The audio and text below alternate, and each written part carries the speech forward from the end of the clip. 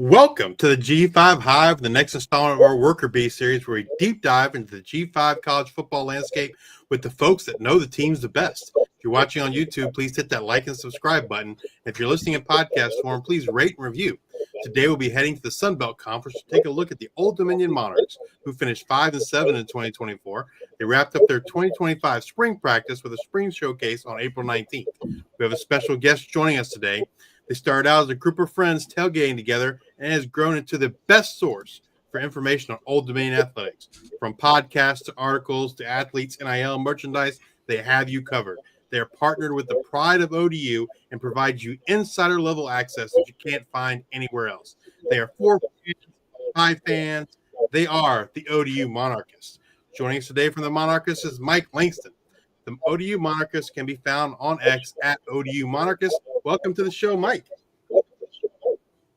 Thanks, man. What an introduction. That was a class act right there. Hey, thanks. We appreciate you joining us again. And for those that tune into the G5 Hive on a routine basis, this series or this preview of Old Dominion will perhaps be a little bit different than other ones. Obviously, Mike's the expert, and we're going to ask Mike questions. But I did attend all the media practices in the spring as well as the spring game. And so if I have a different opinion or I have something to add, I'll also interject my thoughts as well. Before we get started, though, Mike, can you tell us a little bit about yourself, about the Monarchists, and how long you've been following ODU football? So I've been following the program since the beginning. I was starting attending Old Dominion in 2010, but before I got there, I started watching and kind of keeping an eye on the program. We started a DM group towards the end of the Bobby Wilder era, and it kind of transformed from there. We started doing fundraisers on Twitter, and then me and Aaron, my co-host on most of the shows we do, went to the Wake Forest game, and we were talking about ODU sports the entire way. And I think it annoyed my wife enough where she goes, "Why don't you guys just start a podcast?" And it's kind of taken us on this crazy ride where now we get to do shows with coaches of multiple sports and get some insider access to a lot of things we never thought was possible. And even you have helped build this up. You've been helping along with the website. You mentioned going to the media practices. You covered that for us. You've done some other coverage for us. And I don't know. It's grown so fast, and it continues to surpass my expectations. I'm just happy to be along for the ride as a huge ODU fan. Absolutely. I mean, I think, it's going to grow even bigger and better things are sure to come. But let's move over to some ODU football talk. Mike, for those not familiar with the Monarchs' offensive style, how would you describe it? Well, we can run the damn ball. We do run the Tennessee offense, the wide splits offense, but it's had to be adapted over the last year with the introduction of two pretty mobile quarterbacks in Quinn Hennicle and our starter, Colton Joseph. Their skills with their feet have just made us adapt the kind of play calling we were doing, which allows them more ability to take control with their feet.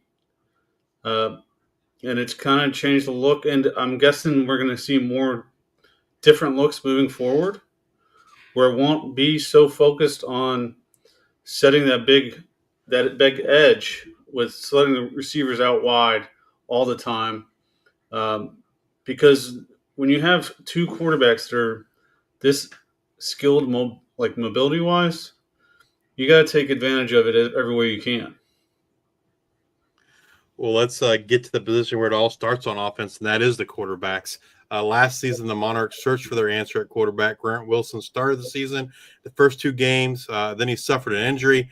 We saw Colton Joseph come in. We saw Quinn Hennicle and Colton Joseph again and against Virginia Tech.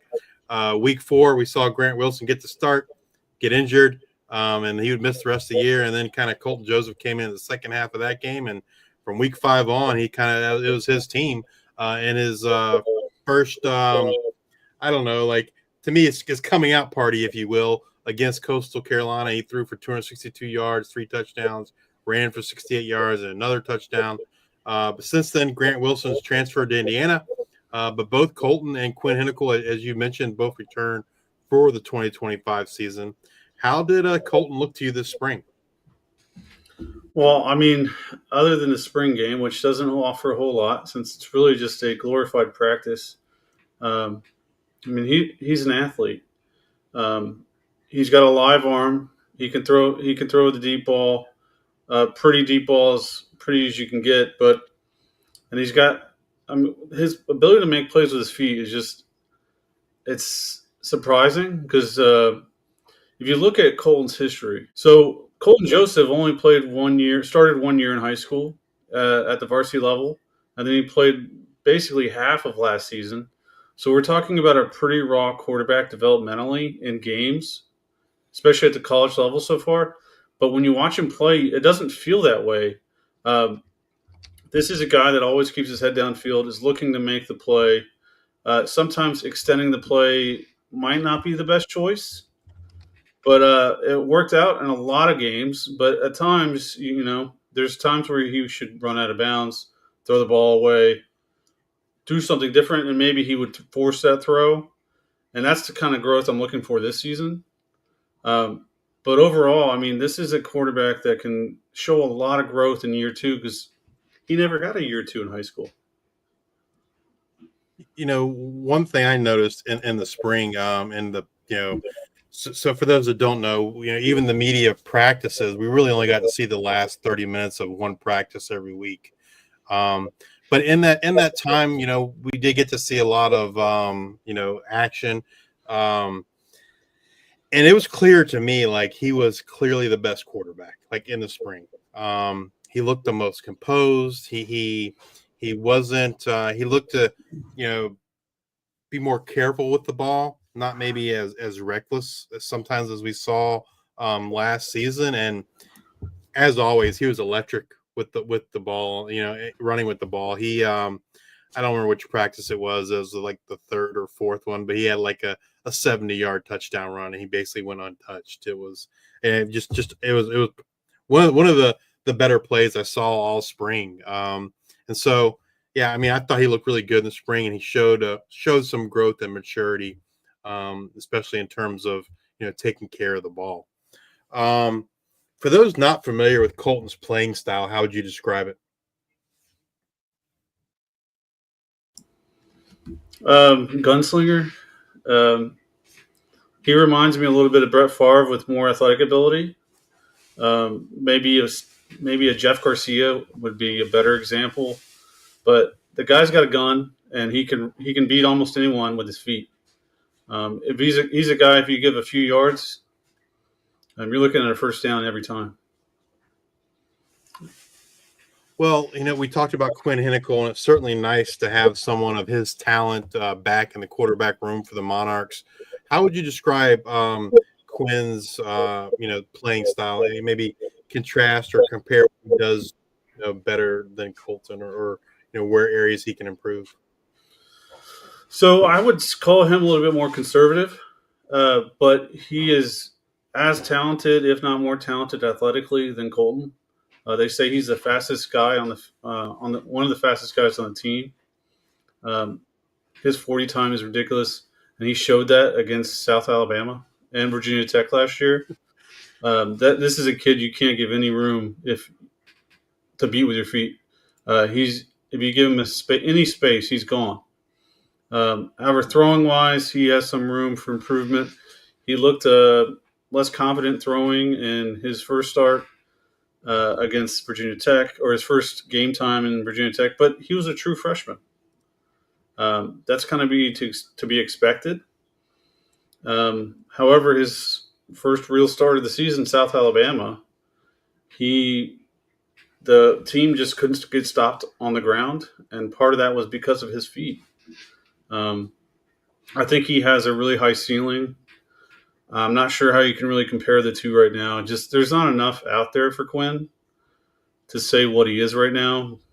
A true freshman, he's got a really high ceiling for what he is, but he was a true freshman last year, but there's just not enough tape there to judge what he is right now. Yeah, I mean, I would say like what I saw in the spring kind of mirrored what we saw last year. The passing still is a work. I want to say work in progress, but that's the area of the game that he needs to work on the most, I guess I would say. And that was evident in the spring where, and you saw the ceiling too. Like and during spring practices, I saw him make mistakes, but then I also saw him make some pretty unbelievable plays through the air. I And would then say I would say the biggest contrast between the two of them. Colton trusts his arm so much, he thinks he can make any throw, no matter how many people are in coverage. Uh, Quinn does not have that confidence. He might have the ability to do that, but he doesn't have that confidence. So he's not going to be forcing those throws as much as a Colton would. and then the practices that I saw, like I didn't see Quinn run nearly as much as Colton, and I don't know if that was like on purpose or what.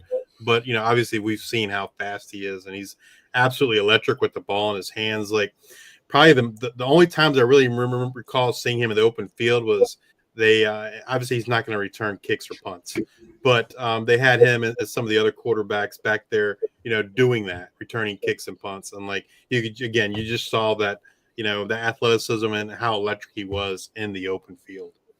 I would be interested to see the two in a shuttle, like doing shuttle drills. Because while Quinn is faster straight line runner than Colton, I have a feeling Colton might be the better change of direction athlete. Sure. Yeah. I can see that. I think that they're different styles of runner. Like, yeah, absolutely. I think I would agree with you there. That we should mention about Colton is he's not an easy guy to bring down. He's a strong kid that can break tackles as well. So I don't know. It's exciting to have two guys like this on the team because it's been so long since we had this much excitement at the quarterback position at Old Dominion. Absolutely. I mean, and then even like a true freshman that was there in the spring, Ryan Huff, like he probably throws the prettiest deep ball, but he's a different style quarterback. He's more of a traditional, I don't want to say he's not mobile, but he's not his mobility is nowhere near the level of Quinn or Colton, but he probably throws the prettiest deep ball of the group, and he's only a true freshman. Yeah, he's got a lot of arm talent, and if you ask the coaches, they will rave about his arm talent. Um, but again, yeah, you're right. He's not as mobile. I wouldn't call him immobile either. Right. He can run if he has to, but he's going to try to make a throw first. Whereas Colton might see more with his feet than he does with his arm on a singular play. Sure. Well, let's move over to the running game. And the Monarchs' leading rusher from a year ago, Aaron Young, has graduated. We saw Bryce Duke and Tariq Sims hit the portal. Devin Roche is the lone returner in this room, had a carry a season ago. What should we make of this running back room as we head into fall camp? Well, there's a lot of questions to be answered. Considering the only guys who got any snaps really last year is Devin Roche, and he's dealt with injuries throughout his time at Old Dominion. However, there's a lot of talent in this room, and Tony Lucas has continued to find running backs that produce year in and year out since arriving at Old Dominion. Contravion Hargrove transfers in from Grambling. He had a pretty good year for Grambling last year, but it really looks like it's going to be a committee back approach. However, I have high expectations for freshman Morky James. That kid looks like a future every down back for Old Dominion. Yeah, I mean, the spring is hard to judge because some of it's just not tackle right. But James definitely looked like, if I was to say like in the spring, and obviously Hargrove was not there yet. But if I was to say back then, like who is the Aaron Young replacement? I agree 100% it's James. But I also think Roche will probably get more usage this year, assuming he's healthy, right? Because he's just so electric with the ball in his hands. It'll be interesting to see fall camp, like that rotation of Hargrave, James, and Roche. I also don't sleep on Troy Marquez. Old Dominion throughout its history, has found walk-ons who produce. And at running back, it's no different. We've had running backs throughout our history that were walk-ons that produced. And every time I see Troy Marquez in spring game or in practice, he makes a couple plays where you're just like, that's a walk-on? So, I mean, they're a lot deeper than you'd think just looking at the depth chart. And it's exciting to see what's going to happen. But like you said, Contravion wasn't here for the spring, so we don't really know what he has, if he can be an every down back yet. I'm sure the coaches know what he can be, but for now, I think it's going to be a committee approach. Yeah. Devin's breakaway speed, though, is something that if we can have all season long, well, I mean, that changes the heights that this team can go to. Absolutely. I know when Hargrave came out of high school and he was at Mississippi State. He was someone I was really excited for at Mississippi State, and then he transferred to Memphis before ultimately ending up at Grambling. And he was coming to Mississippi State in the Mike Leach area. So what it would lead me to believe is he could catch the ball. And that's also something that I saw out of James in spring practice as a takeaway. Is like, he's also adept at catching the ball, and so maybe I definitely would like to see that's be a bigger part of this offense moving forward. But yeah, I mean, it's like you said, it's going to be interesting to kind of see how it shakes out come fall. Those three guys, and like you said, Troy Marquez, all kind of being a part of the rotation. If you were to guess here in early July, who gets that first running back carry against Indiana? Who's your guess? Probably Colin Joseph. It's got to be a running back. I got to pick a running back. I agree. Like first carry, yeah. First rush probably is. I mean, probably Contravion Hargrove. He's a veteran. He's been in kind of these loud environments before. That would be my guess. But again, I haven't seen him even in ODU colors yet. So yeah, absolutely. That's a total guess on my part. I will say this. The interesting thing to watch out for, you hit on it with passing out of the backfield, which is something we didn't do a whole lot of last year, will be dependent on what happens with the tight end position and how the O-line comes together. 2 years ago, we didn't throw to the tight end much at all because we needed them to stay in to block. But we used the running backs out of the backfield that year. So if the tight end position doesn't come along the way we expect it to, do we see them throw to the backs more often to make up for that lack of a tight end presence? I'm really excited to kind of see James. I mean, if I had to guess today, that's who I would guess who gets that first carry. I just think he has the potential to be, a special running back at Old Dominion. I think he has the tool set, the ability, the size, everything you're looking for. I don't know that we'll ever see what I would call a true Bill Cal under Ricky Ronnie. I think he always wants to kind of rotate those backs, but I do think James has the potential to kind of be that 1A, if you will. I do too, but I would be reticent to guess that basically a freshman will get the first handoff in a Big Ten stadium. But crazier things have happened.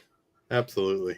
Let's turn our attention over to the wide receivers, and this room will look a lot different here in 2025 as the Monarchs will be without their top 5 wideouts from a season ago. ODU will return Naeem Abdul-Rahim Gladding, or AR Gladding, as a lot of folks call him, and TJ Lott as the only 2 who caught a pass in 2024, and they only combined for 2 receptions of 17 yards and 1 touchdown. So let's just say there's a lot of opportunity for this group here in 2025. They bring in a lot of transfers, and I'll let you cover like what the common theme with the transfers was, Mike. But what are your expectations for the wide receivers here in 2025? So the common theme, other than JUCO, was height. This was a unit that was pretty small last year. I think we had 1 receiver over 6 feet tall last year, and now moving into this year, I don't know. Maybe we have 1 guy below 6 feet. Yeah, I think you're right. I think TJ Lott's the only one. So it's a complete change of talent, and how we use them is going to be very interesting. The coaching staff is very high on this. Ricky Roney at the ODU football golf tournament said this is the best receiver unit he's had since he's been in Old Dominion.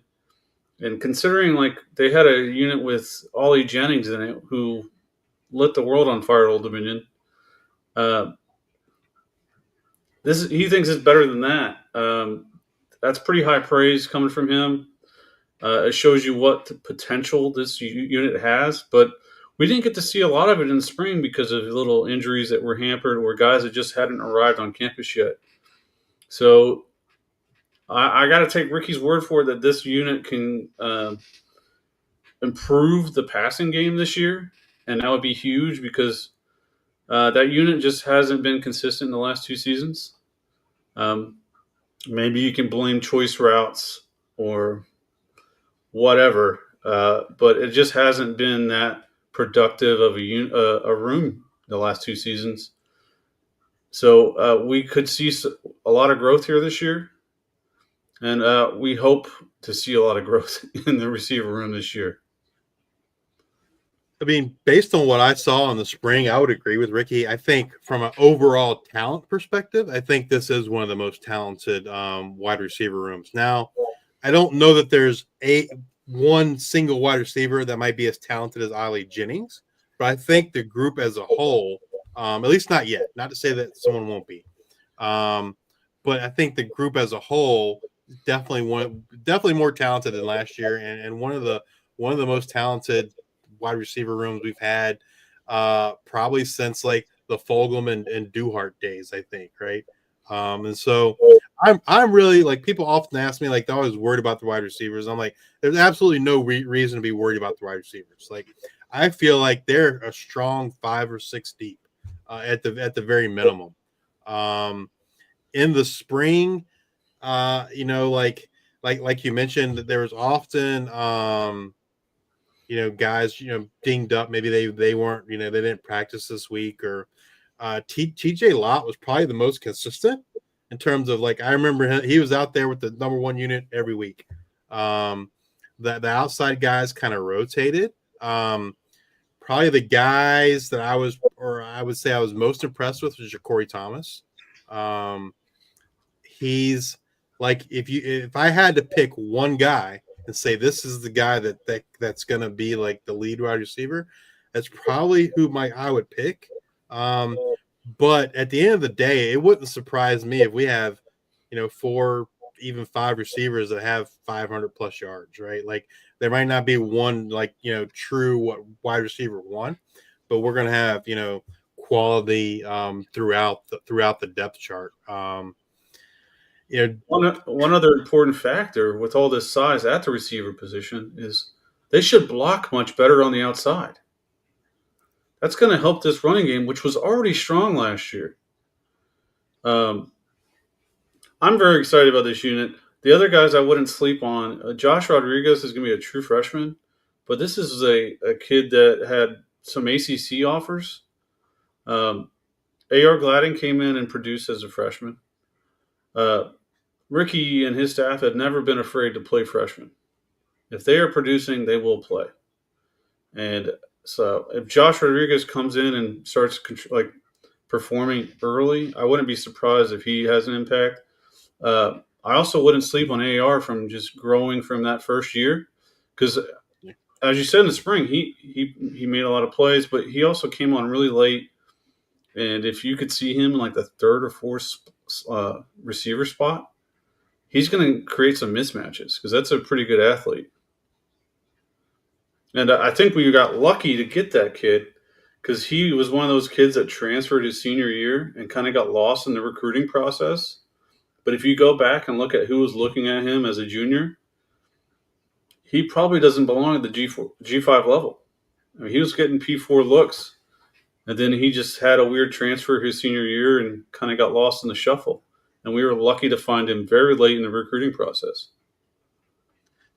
I mean, I agree with you. Naeem looked good in the spring as well when he was available. And I mean, my gut is Corey Thomas, but like it's to me, it's neck and neck. Who's going to be who has that, Ollie Jennings potential, if you will, right? Between Ja'Cory Thomas and Naeem.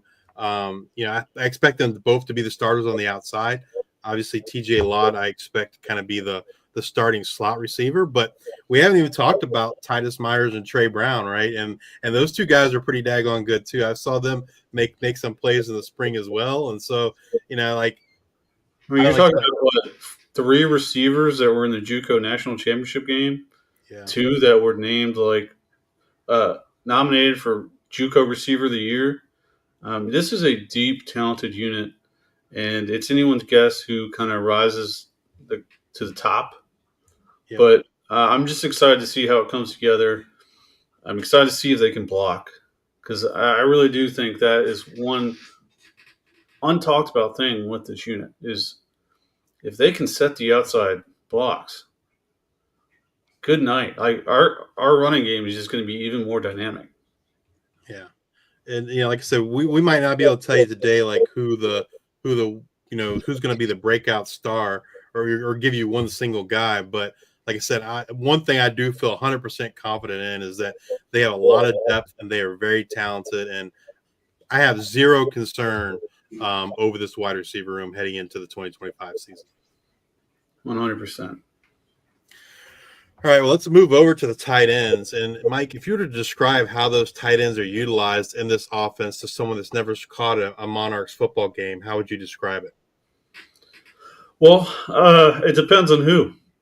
So last year, we used the tight end position very actively, but that tight end is gone. He graduated. He was the only tight end really healthy last year, and he was extremely productive for us. Moving forward, we do have some guys. Jalen Butler comes back from injury. 2 years ago, he was one of our best blockers and wasn't really used much in the passing game. But he has the ability to be a good pass target. I'm hopeful that he can get that big year for him, because this is a guy in his last year of college. He wants to produce. He's ready to produce. He's got the talent, but he's not the only one with talent in this room. Carl Peterson comes in from JUCO. This is an older tight end. He got started a little bit later in football. He's from Estonia. But if you look at this kid, I mean, he looks like an athletic freak. Making plays like a receiver at the tight end position. And I think he could come in and make an impact pretty quickly. But going back towards the Ricky Ronnie, like his era here, when we had Zach Kuntz, we used him a lot. We didn't have Zach Kuntz. We went to just kind of using them as blockers. So it's all about whether these guys can produce as receivers. That's going to dictate how they're used. So if they can produce, they'll be thrown to. But if not, get ready to block a lot. Yeah, Carl wasn't there in the spring, so I haven't gotten to see him yet. I was also impressed in the spring with Dawson Johnson, the transfer from Florida. He probably made I don't know, probably for me it would have been like the second or third best play that I got to see in spring. It was kind of a diving catch in the corner of the end zone, a pass from Quinn Hennicle, and incredible body control and concentration to make that catch. So, he impressed me. And like you said, Carl's coming in, someone that, the staff's high on, was, very productive at JUCO. Sounds like he has a lot of potential. And then, like you said, Jalen Butler is back and healthy. Jalen Butler was there all spring.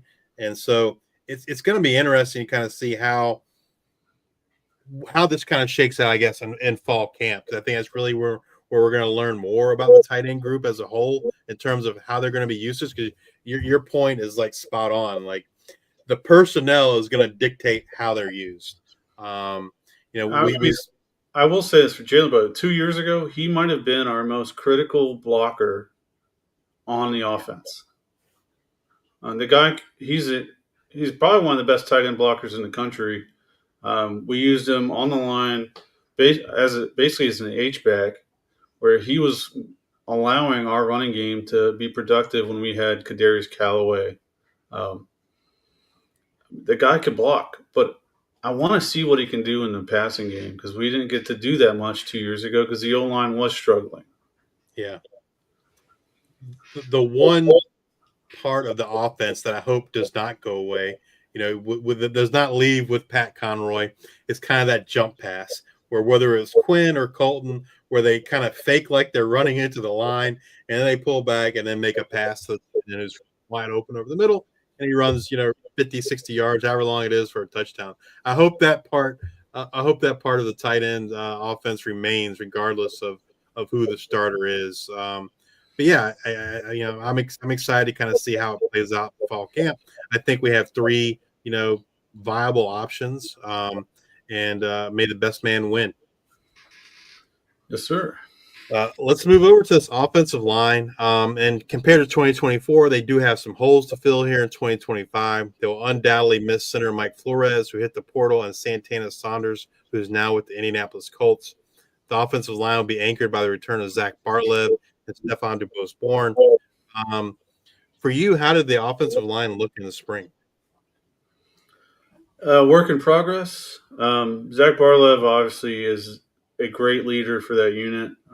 You can put him anywhere on the line and he's going to produce. Stephon DuBose-Bourne, he's getting to be a veteran now. I mean, he's been playing since he basically got here, and he's another guy that you don't have to worry too much about. Center position was being held down by Ryan Joyce, a transfer from Fordham. He's familiar with this offense, and he looks the part of an FBS center. He should hold that position down very well. The question around what we do with the other positions is a big one because we had a couple guys that have talent, but that haven't arrived on campus yet. So we have a Virginia Tech transfer, and then we have a Kansas State transfer, both that could work on this O-line, but do they jump the guys that were playing in the spring? That remains to be seen because how do they hit the ground running? How do they get along with the other guys? How does it all fit together? It's going to be something that's going to need to be answered in summer camp. But I don't know. This looks like a pretty talented, deep group. It just depends on how it fits together and where the pieces go. I'd like to see Bartlev get moved back to guard if that's possible, because that's where he kind of is slated to play in the NFL, and he has NFL talent. I'd hate to see him have to play tackle and then try to prove to everyone he is actually a guard in the NFL during that whole draft process. So I'd like to see him do it now. That would also mean our O-line is much better than we expect if he can go back to guard. But right now he's probably slated to play tackle, and it's going to be really interesting to see how it all comes together.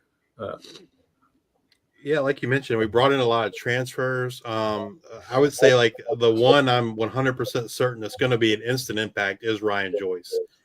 He looked really good in the spring. I mean, I thought the offensive line as a whole looked really good in the spring.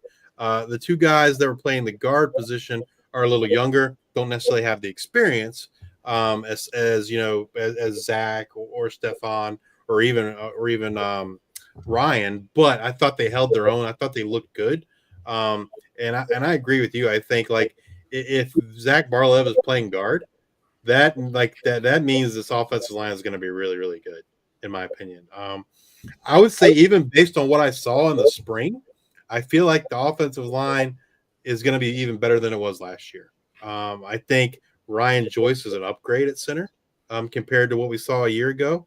And like I said, I think that the two youngsters, and Skylar Grant and Connor Drake, who were kind of the left guard and right guard on the number one unit most of the spring, I thought they looked really well. And, despite maybe a lack of experience in terms of, actual game snaps, I thought that they played really well, and I think offensive line at the end of the day, folks are going to say, hey, this offensive line was a pretty good offensive line in 2025 for Old Dominion. And it's, fans, we always concerned about the offensive line. But again, much like the wide receivers, I'm not really concerned with what I saw, at least for the first unit.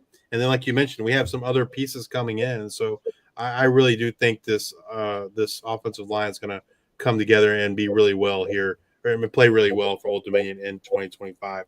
Yeah, I'm hopeful Hoskins can come back because he also showed a lot of talent last year before getting injured.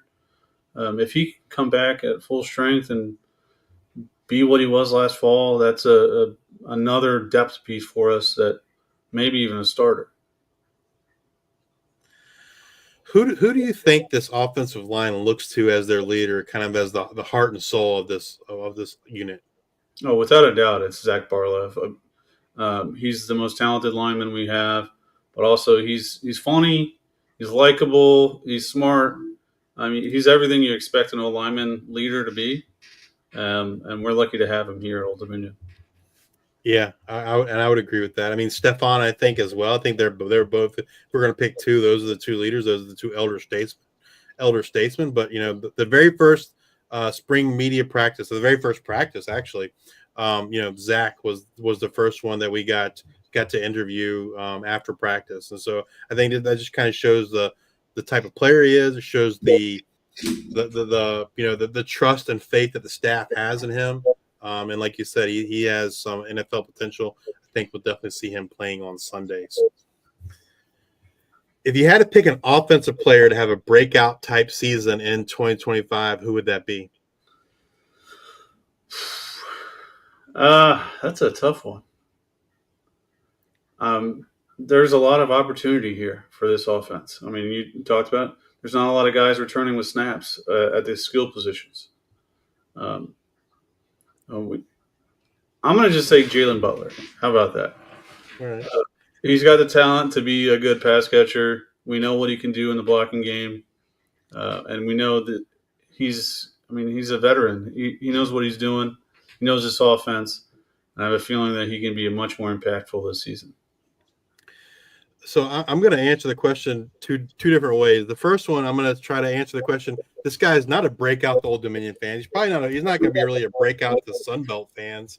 But I think from a national media perspective, and we've already kind of seen it, he's going to be a breakout player. And that's Colton Joseph. People ask me about Colton, and I can see him having like a John Mateer type rise.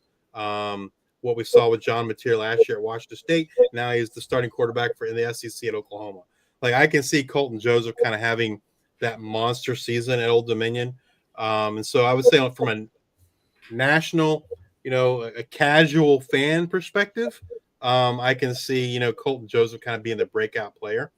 If I'm going to pick someone from just kind of out of the blue, so to speak, that's more of a breakout to an Old Dominion fan, I'm probably going to stick with Ja'Cory Thomas. But again, there's so many talented wide receivers and a lot of opportunity for those guys. But Ja'Cory's I don't know, for whatever reason, he's kind of like my guy. He's someone I was really excited about when he came to Old Dominion. I was impressed with him in the spring, and my gut feeling says, if one guy is going to be special in that wide receiver room this year, it's going to be Ja'Cory. So I would pick him as my breakout player. And then, if I looked at the offensive line, Ryan Joyce, right? People don't know who he is, and I think at the end of the year, Old Dominion fans, just fans that love awesome offensive line play in the trenches, they're going to know who Ryan Joyce is. And I feel like we both agreed on James maybe being a breakout type of guy because. Yes, absolutely. Yeah. If there's one running back that kind of sets himself apart from the others, absolutely. And with our offense, that's the one position you can see a guy break out the easiest. So 100%. Maybe I should just pick James as my guy because this offense is built for running the ball. You spread out the defense. You break that, assuming we can steal the edge. There's a lot of room to make plays at the running back position. Absolutely. Well, let's move over to the defensive side of the ball. And Mike, those not familiar with ODU's defense and the style that Coach Seilert runs here, how would you describe it? 3-3-5 defense. So the defensive line is expected to hold their blockers and let their linebackers and safeties go and make plays. Overall, most ODU fans would call this a bend, don't break defense. pretty good against the running backs, decent against the pass. Not a lot of pass rush has been generated over the last 2 years since this defense has kind of been implemented. And then we've had issues stopping quarterbacks from running against us. And that kind of goes back into that pass rush issue. But in the red zone, this defense works. And we've seen that throughout Seiler's time here. One of the best red zone defenses in the country almost every year. Yeah, I would echo those sentiments. Great run defense. Your linebackers and your in the box safety are going to kind of like the tackles are all funneled towards those. So those guys are going to rack up some tackles. But yeah, I'm excited to kind of see what this unit does in 2025. And let's kind of start by taking a look at those at that defensive line. That room will look to replace some of those pieces, but fans can certainly be excited to see Chris Trinidad make life miserable for opposing quarterbacks off that edge. He led the Monarchs in sacks a year ago with 7. What are your expectations for the defensive line heading into fall camp? It's hard to say because, I mean, they're really high on a handful of guys. Chris Trinidad, obviously, the fans know from him starting over these years, but there's a couple new guys moving into – they've been reserve kind of backups moving into the starter roles. But like a guy like Ricardo Williams, the staff is very high on. You got guys that are grinders that are just coming – that have been waiting for their chance and opportunity to be starters that are coming into that this year. And Old Dominion has produced some great defensive linemen over the last few years that continue to get poached because of how much talent we're producing at Old Dominion. Yeah. I think the D tackle is going to be interesting. We replaced a very talented D tackle in Denzel Lowry. That's the big question mark for me moving into this season. The staff is high on this line, but that's a pretty talented kid to replace. I mean, I would say like based on what I saw, like the guy in the middle, the D tackle, nose guard type, like that probably not my biggest concern. Probably the biggest concern for me is who's going to line up on the opposite side of Trinidad, and who can kind of help provide some pass rush to kind of prevent Chris from always getting double teamed. And so to me, that's the key for success for this defensive line is who can kind of help Chris with creating pressure from the defensive line. So for me, I'm not as concerned about that because of how we've used our linebackers the last few years when the pass rush isn't coming. We start blitzing backers and safeties, and it makes things a little bit more interesting. It allows those defensive linemen to get more one-on-one plays and someone to break through to the quarterback. But it makes you susceptible to that deep ball if you're not covering well. I would say, like, of all the position rooms on this team, it is probably the one that concerns me the most. Just because given what we lost and then what we have, I think we have a lot of guys that are talented. We just haven't necessarily seen it at this level. And so I think much like the wide receivers, there's a lot of opportunity here for guys to kind of step up and seize that opportunity and get some playing time and wreak some havoc on opposing offenses and opposing quarterbacks. Well, let's move over to probably. There's no probably about it. It's most definitely the strongest position room, in my opinion, on this entire team, and it's definitely the strongest linebacking core in all of the G5, and it's one of the tops in all of college football. This group is going to be really, really strong in 2025. They returned the starters from a season ago in Mario Thompson, Koa, and Jaleel Colbreth. And the duo of Mario Thompson and Koa combined for 9 sacks, much to your point, Mike, about getting that pressure with the line in 2024.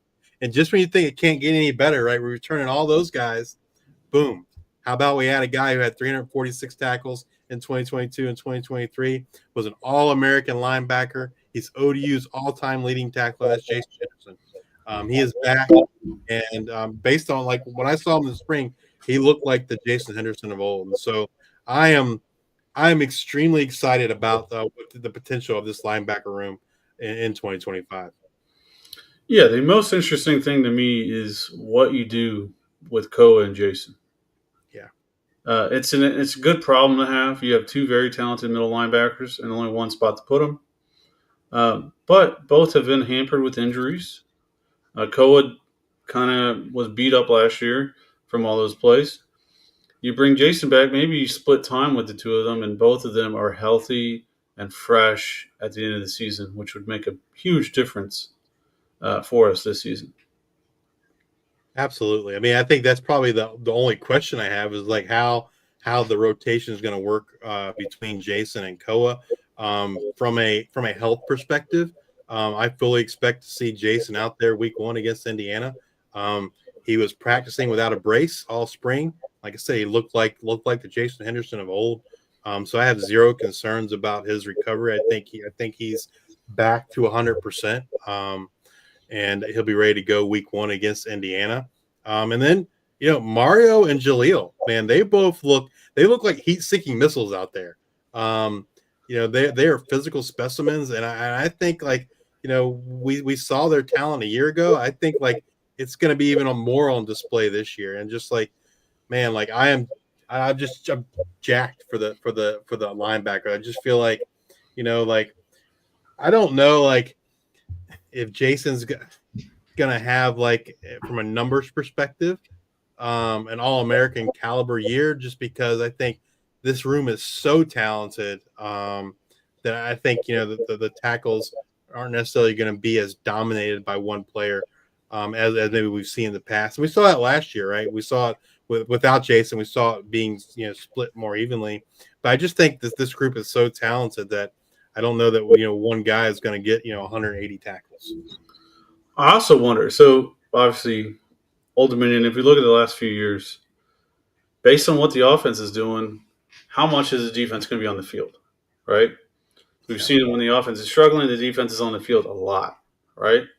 We've led the country in snaps like 3 of the last 4 years on the defensive side of the ball. We've been like bottom 5. We have a good offense this year, or we should. That means fewer snaps Fewer opportunities. and a fresher defense deeper into the season. It's something that's exciting to think about because we really haven't had that the last few years until like a handful of games last year when the defense is already beat up. So the other thing I want to add about this defense, this linebacking unit, we have some backups that could start on other teams in this conference. They're really high on guys like Derek Goodman, Keyshawn Thomas. Like Justin Klitznick is going to be a freshman this year, but he comes from the same town as Jason Henderson. Looks like a grown man. Like there's a lot of talent in this room, and I mean even Seth Natala. You got Seth Natala coming back for another year. Um, it we're blessed to have this linebacking unit, and it's all because of Coach Seiler and how good of a coach he is that we have these guys coming back for another year. Jalil Colbert, you mentioned him. We saw him a few weeks ago at a mega camp. The kid has put on a lot of muscle. It looks like he's in fantastic shape. Um, Last year, he looked kind of like a big safety to me. He looks like a linebacker now. Yeah. It's exciting to see how his body changes his play style this year because he could be much more impactful as a linebacker this season. Yeah, I mean, there's no question in my mind that this is the top linebacking unit in the group of 5. And I would probably put it for sure top 10 in all of college football, maybe even top 5. It's that talented. And I think, like we'll see it on full display week 1 against Indiana. Well, let's move over to the secondary and from a loss perspective, this is another one where fans might be concerned just because we've had a lot of losses. In terms of snaps, this room loses their top 4 defenders and some rotational guys. This 2025 room is highlighted by the return of Mario Easterly. But we have to replace, one of the top safeties in all of G5 in the Sun Belt, now in the SEC, Jerron Manning. what are your expectations for this defensive backfield? I'm expecting them to improve because the guys we brought in, I've been told that Boutros Alessandro might be the most talented player we've ever had in the secondary under Coach Ricky Ronnie. That includes Jerron Manning, who was phenomenal last year. And then Remington Rebstock, our safety coach. The last 3 years he's had to do this, where he's replaced everyone, essentially almost all of his starters. And what does the unit always do? It somehow gets better every year. I'm not going to start doubting Reb now. He's brought in some really talented athletes. Kendry Steiger is another guy to keep an eye out for with this unit. Mario Easterly made plays last year. Good guy to have back in this unit. I'm not going to start doubting Reb now because he continues to produce great players in the secondary, and I'm a big fan of his. And then Dwight Wilson, the new cornerback coach, he's just someone you want to play for. And Yeah,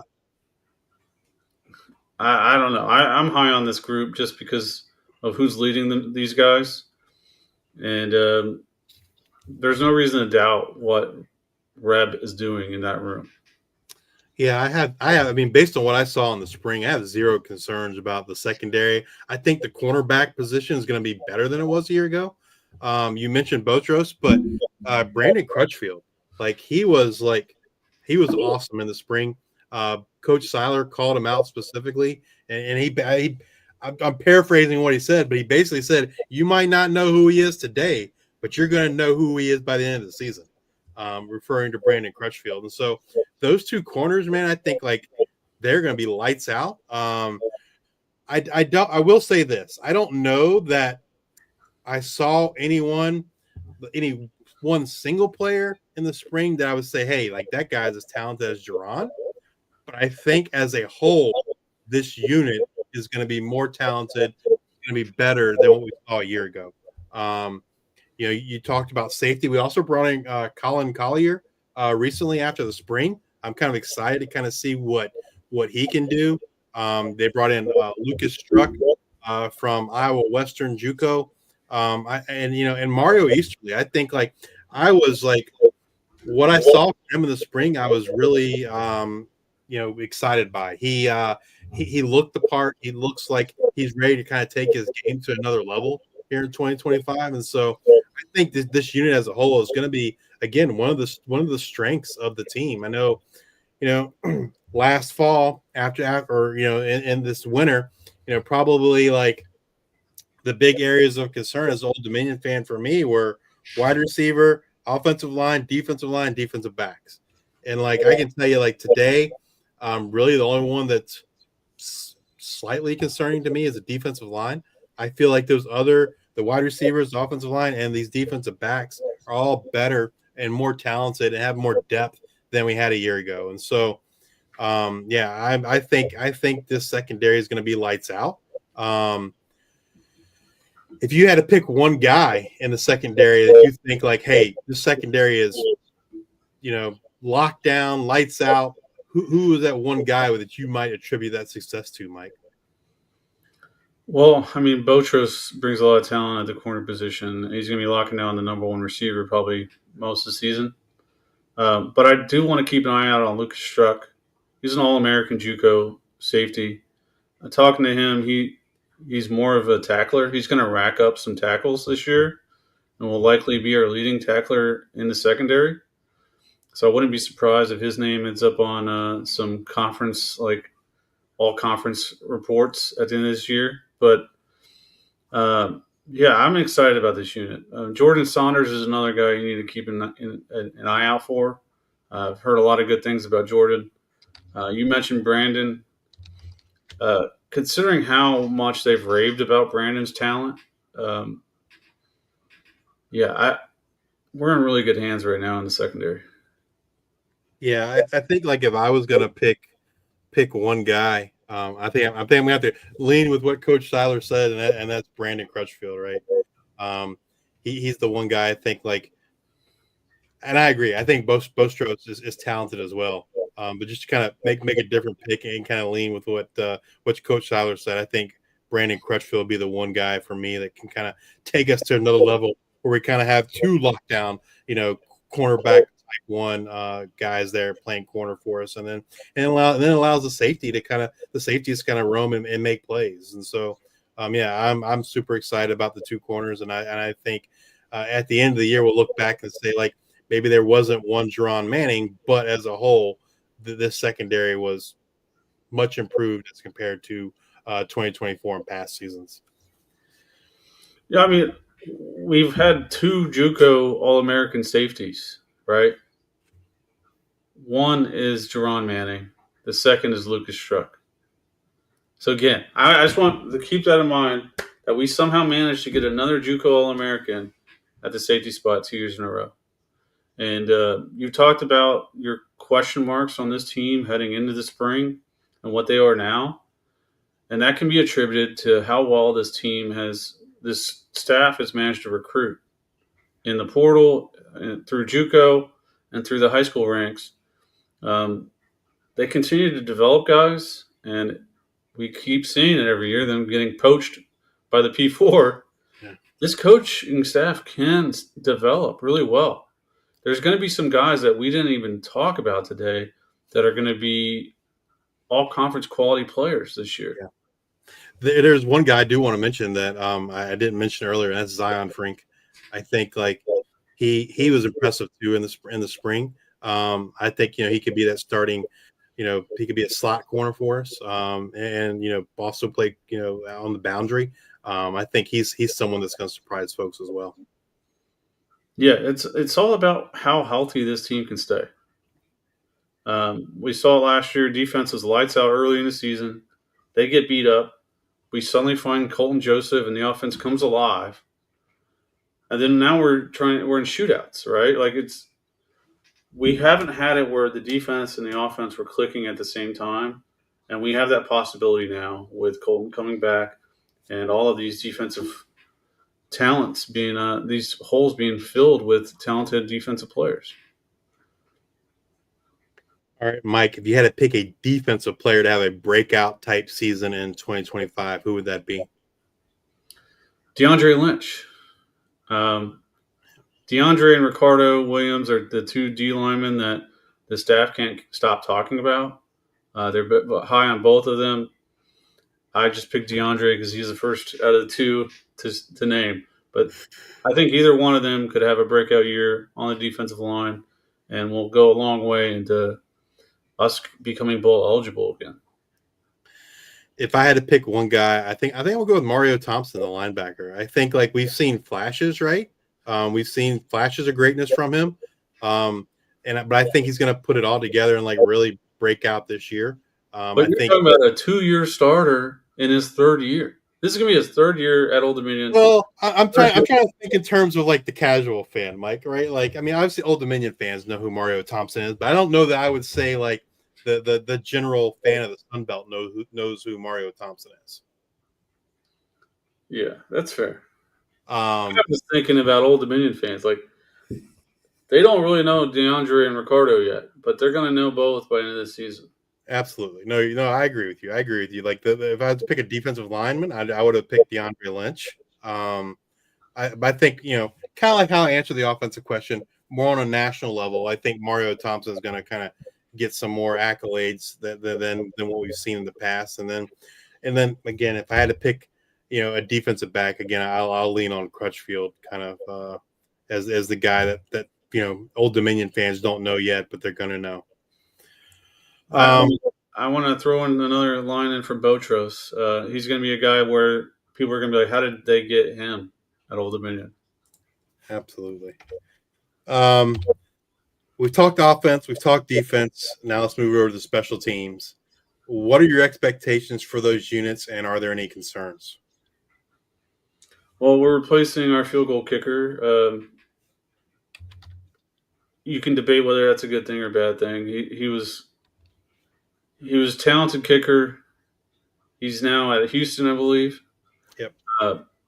But there were a lot of moments where you're like, what's going on? Like, The Western Kentucky Bowl game is a good example. We had 3 missed field goals that result in us losing the game. Missed extra points that just didn't make any sense. There's an opportunity to improve the position without actually improving talent at the field goal position, I think. And that's kind of a weird thing to say, where you can upgrade the position without adding more talent to the position. Just because it is a very mental position, and there are times where maybe we should just be kicking the crap out of the ball, and we're trying to do a chip shot, and we miss it left or we get it blocked. I think that's kind of where I'm at with the field goal unit. We have a chance to upgrade the position without maybe necessarily having more talent there. I don't know much about the couple of guys kicking or fighting for the kicking job. Riley Callahan comes in from like Southeastern Louisiana University. And then we have Nathaniel Eichner coming back. He hasn't kicked much for us, so neither one is really a known commodity for us. But there's a potential there for them to upgrade the position just by being more consistent on kicks that should be 100% made every time. Well, for folks that may not know, Riley was a freshman All-American and an All-Southland Conference in 2022. And then in 2024, he was a second-team All-Southland Conference. Didn't really see the portions of media practice that I was able to attend. There wasn't really any special teams going on other than like some return stuff. And so I don't know, like my gut tells me it's probably going to be Riley, but I don't know that for 100%. Switching gears, looking at the return game, I think the return game will be good. Devin Roche, if he's healthy, man, like that dude's he's a playmaker in the open field, and so I'm kind of excited to see what Devin can do in the return game in 2025. What about punting, Mike? Do you have any concerns with our punters? Well, let me. Ian Brandt is the lone punter coming back. I'm sure some of these kickers can punt as well. Yeah, they just brought somebody in recently that's a kicker and a punter. The name escapes me though. Yeah, I don't. That's a tough to gauge there. I'm sure it'll be good. I'm excited about the long snapping position, which is not a normal thing to say. But if you look at Brendan Durkin, we have an experienced, talented long snapper coming in from New Mexico. He should make this a better unit overall because of his experience in the Mountain West. That's an upgrade there at the long snapping position. Yeah, I'm excited about that. Josh Hamill is the guy that we recently brought in as a kicker and a punter, listed as a kicker and a punter on the official roster. So if you're adding a kicker and punter that late, probably some question marks about whether we have the guy. Well, Mike, now that spring practice is over and we're getting ready to head into fall camp, which position group or groups do you think is the most concerning? I mean, we talked a lot about the defensive line. They just have a lot of unknowns there. I mean, the staff knows who's going to be playing the majority of the minutes, but us fans, we don't know what to expect from this unit. So, I mean, I guess my concerns there are: is the staff's confidence in this group granted or not? I don't know what else to say about that. No, I agree with you, right? Like that for me, that's clearly the number one answer. And if I had to pick a second answer, I'm probably going to say kicker, just because it's an unknown.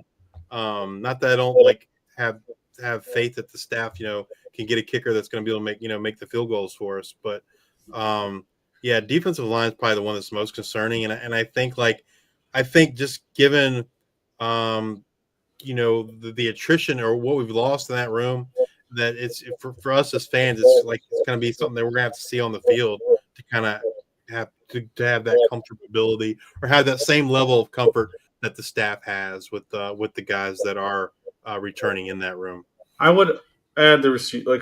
We're confident that we have talent in the receiver room, but the way the receiver room was utilized last year left a lot of questions. Like, you have a big room of guys, and then we didn't see much rotation in that group last year.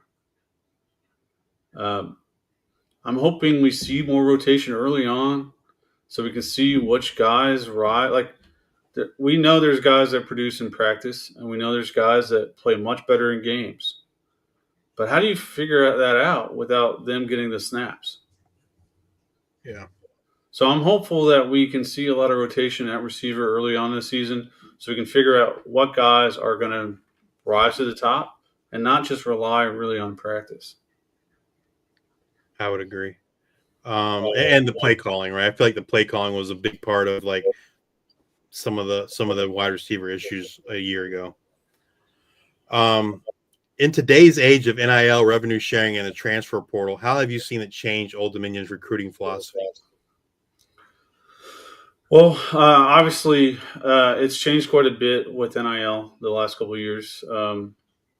However, we have a strong collective at Old Dominion, and Ricky is very hands-on and active with communicating his needs and understanding his budget.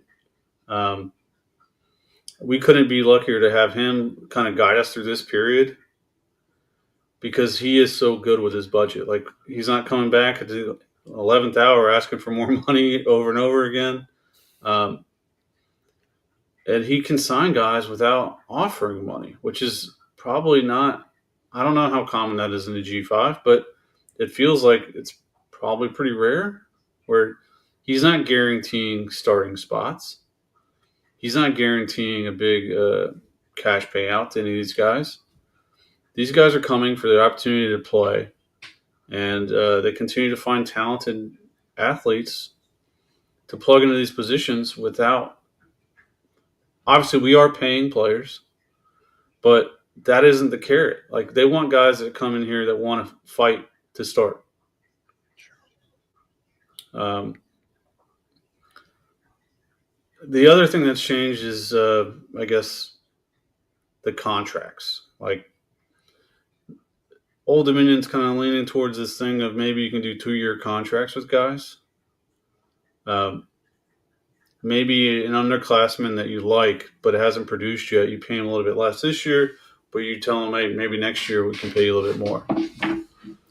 That way they don't have to enter the portal to know they're going to be taken care of. But again, like, Ricky does not, like, it's not a money driven roster.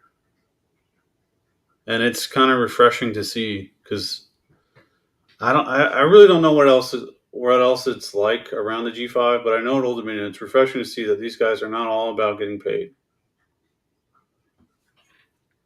What do you think the main strength of this 2025 team will be? Running the damn ball. It's my favorite thing, watching the O-line get to work and watching those running backs and quarterbacks make plays behind them. So I'm always excited about us running the ball, but it's something we've been pretty good at throughout Ricky's tenure. And I know we have a unit combined with quarterbacks and running backs that can execute the running game very well. Yeah, I'll take the easy way out on this one, and I'll say quarterbacks on the offense, the quarterback room, and then the linebackers on the defense. Those are kind of the two, in my opinion, two of the strongest units on the team. What does success look like for the Monarchs here in 2025? So, I mean, every year we have a tough non-conference schedule. This year's no different. But we've competed extremely well in the Sun Belt the last few years. I think the next step is competing for that East title and knowing we're competing for it. So last year we had a chance to win the East, but we didn't know it until we kind of played ourselves out of it. If we beat JMU or we beat Coastal, we're playing in that Sun Belt championship game, right? Yeah. But those games were earlier in the season, and we just didn't realize we were in that position until we weren't. I'm thinking this year we have a chance to win the East and either host or play in the Sun Belt championship game, and that's what success looks like, playing for a Sun Belt championship. Yeah, I would agree with you. I feel like this team, in my opinion, like they're the favorites in the East. At least at the very least, like I think worst case, you're gonna say I would think, anyone that knows football would say they're top two, between them and JMU. But I think, ODU. Vegas likes Georgia Southern for some reason. Yeah, I don't know. Like to me, Georgia Southern's always Georgia Southern. They're going to be near the top, but they can't ever get it done. That's kind of like my own thoughts about Georgia Southern. But yeah, I kind of agree with you. I feel like competing for a Sun Belt championship is kind of where this team needs to be. I think the bare minimum though for me is like 7 wins. They have to win at least 7 games this year. But even to me, that kind of sitting here today and what I know today, that still kind of feels like a little bit of that would feel like a little bit of a disappointment. But I think like that's like the bare minimum. But what I always come back to is like, if we can't win the Sun Belt East with the roster we have today, I don't know, and the coaching staff we have today, I don't know that it's ever going to happen. I feel like this is by far. Do you mean ever, or do you mean with Ricky Ronnie as head coach? With Ricky Ronnie as the head coach. That's okay. Because I feel like this is by far like one of the most talented teams we've had in a long time. And you probably have to go back to like some of the Heineke years to have this much talent on a team. And then even then, like it wouldn't be as much talent as what we have this year. No, I mean, you think back to that 1-10-win season, right? That was against Conference USA, which I don't think anyone would argue was as good as the Sun Belt East. So winning 8 games in the Sun Belt East is probably more impressive than winning 10 games that year. Sure. I think this whole season, we have to win the Liberty game. Like that's going to be one of the biggest games of our season if we're trying to hit 7-8 wins. Yeah. Just because of how much of a grind the East is. But the other thing I want to note is the way the schedule lays out is very similar to the last few seasons where Ricky's made a bowl game. A lot of the toughest games are in that first half of the year. And then if you can get through that with maybe a 500 record, the back end eases up a lot. And you have a chance to win a lot of games late in the season. I think for me, the critical part of the schedule in terms of winning the Sun Belt is that 2-game stretch against at JMU and against App State. App State has a lot of turnover, a lot of change, but App State is always tough. Fortunately, we get them at home. That's a positive. But we do play JMU on the road, and they've kind of been our kryptonite, if you will, since they joined the Sun Belt. But I think those 2 games are probably, if we're going to win the Sun Belt East, those 2 games are going to be the games we have to win to do that. Yeah, I'm just thinking with the Liberty game to put in a record out there that fans are comfortable with and know it's a good season, where we don't have to convince them that 6-6 was good. We don't want to have to explain this season that it was good. Yep. We want everyone to just know that it was, and I think that's why the Liberty game is so important. So you can get out of non-conference at 2-2 minimum, and then go and wreck stuff in the East. I would agree with you on the conference race really resting on those 2 games, but Georgia Southern's going to be another battle too. Yeah. It just depends on if they fix that defense. Have they figured out how to cover the middle of the field? They lose their best defensive player, and I don't know. I don't know that defense is going to be better. Last year, I don't think it was a question of the talent. I think it was more of the scheme. They kept leaving the middle of the field open for Pat Conroy to just kind of walk into the end zone. If they fix that, then it changes what we have to do against them, right? Well, Mike, we've covered a lot of ground today, but is there anything else you want to share or think that we should know about this 2025 Old Dominion Monarchs football team? We're going to put another show on Thursday night. Yeah, I think it's Troy in November. Yeah. It's going to be fun. Because I think it's going to be that's going to be like kind of that crowning moment where everyone realizes how good Old Dominion is. And we kind of get to that. It's going to be on ESPN. It's going to be on national TV. So, right. it's going to be kind of a coming out party, I believe.